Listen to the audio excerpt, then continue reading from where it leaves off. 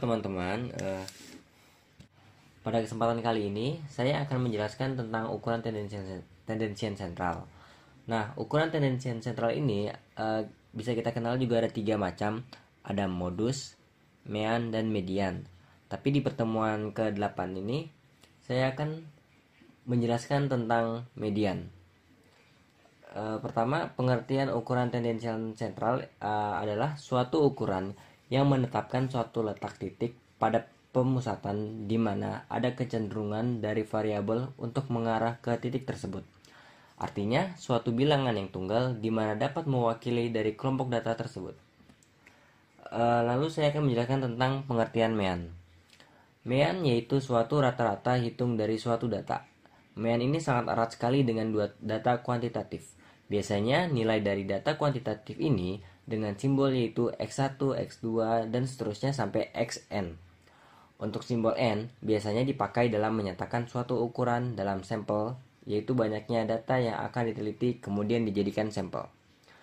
Dan mean ini dibagi ada 2 ya, ada data tunggal dan data berkelompok. Data tunggal bisa disimpulkan bahwa suatu rata-rata dari sekelompok variabel yaitu jumlah nilai pengamatan dibagi dengan banyaknya pengamatan. Seperti pada contoh soal di bawah ini, tentukan mean dari hasil evaluasi dari 5 mahasiswa yang dipilih secara acak yang memperoleh nilai 50, 60, 80, 90, dan 95.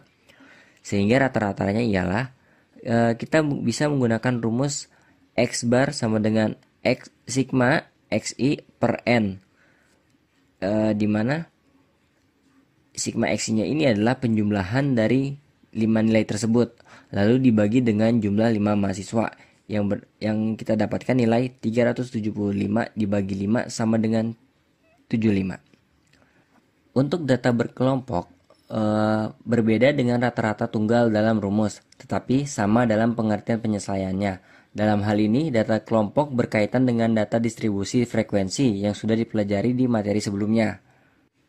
Lalu dengan contoh yang ada di sini, bisa kita lihat ada gaji mahasiswa yang dengan rentang kelasnya intervalnya sekitar 10 dan jumlah mahasiswanya ada totalnya ada 50.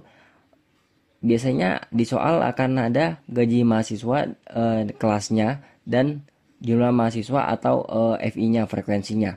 Lalu kita harus mencari nilai tengah. Nilai tengah didapatkan dengan cara kelasnya itu 30 ditambah 39 dibagi 2 yang bisa dapatkan nilai tengah 34,5. Lalu kolom sebelahnya frekuensi dikali nilai tengah yang berarti 34,5 dikali 4 mendapatkan hasil 138. Lalu dilanjutkan hingga seterusnya dan menggunakan rumus yang sama seperti tadi, X bar sama dengan sigma FI kali XI per sigma FI. Jadi X bar sama dengan jumlah frekuensi dikali nilai tengah dibagi dengan jumlah frekuensi. Bisa kita temukan di sini 3255 per 50 sama dengan 65,1. Lalu ada contoh mean lainnya seperti rata-rata ukur atau geometric mean dengan rumus Mg sama dengan X1 dikali X2 dikali X3 sampai Xn akar N.